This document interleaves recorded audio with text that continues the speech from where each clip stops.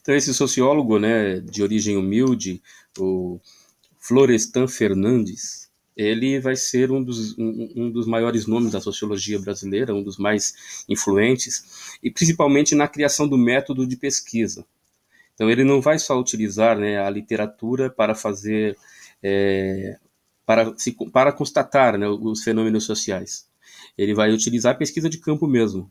Então, quando, por exemplo, Gilberto Freire utiliza toda uma historiografia, né, para mostrar que havia uma certa aceitação da escravidão, não era uma escravidão tão violenta e tal, ele vai demonstrar por meio de dados mesmo, tá, que o negro ainda sofre racismo.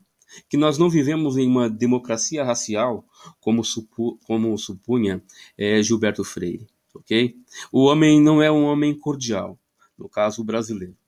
Então ele vai, de alguma forma, entrar no embate com os grandes teóricos de sua época. E, claro, né, pela a sua experiência científica, né, no campo da sociologia, ele vai contribuir de forma significativa para o movimento negro e para desconstruir toda aquela falácia, né, relacionada à população negra no Brasil. Também aos imigrantes. Né? Ele também vai analisar qual era a finalidade do imigrante aqui no Brasil. Era embranquecimento.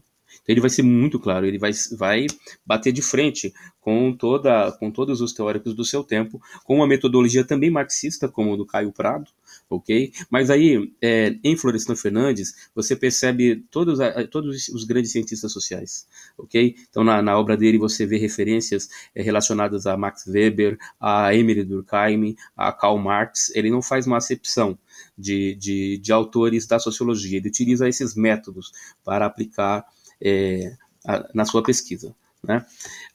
Passar aqui.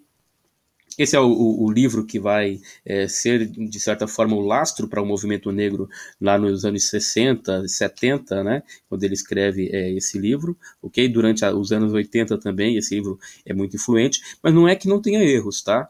E seu arcabouço teórico está plenamente correto e assim por diante. Mas ele era o cientista social da época que conversava com a elite, né? Porque ele era um formador, né?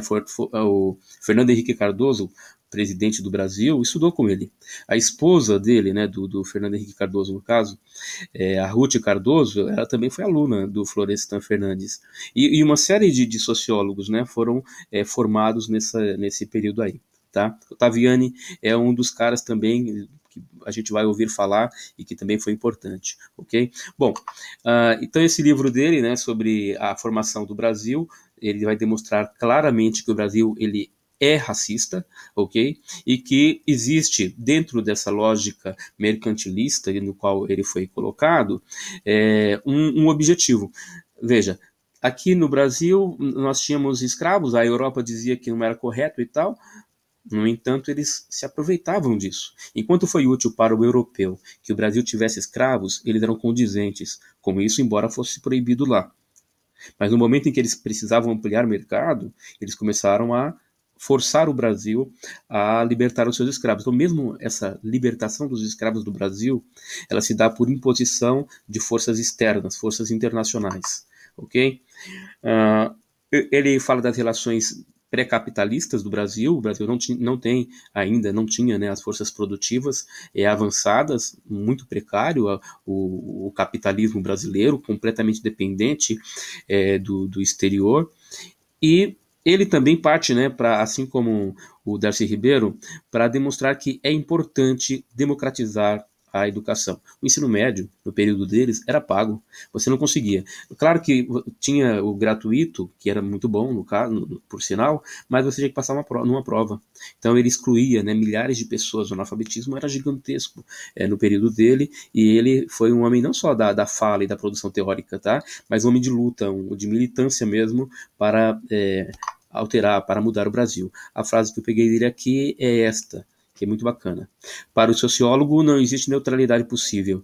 O intelectual deve optar entre o compromisso com os explorados ou com os explorados. Então, ou você está a favor do explorador, ou você luta contra ele. Né? Então, você tem que se posicionar, segundo o Florestan Fernandes. Só para a gente encerrar, já está terminando aqui o nosso tempo.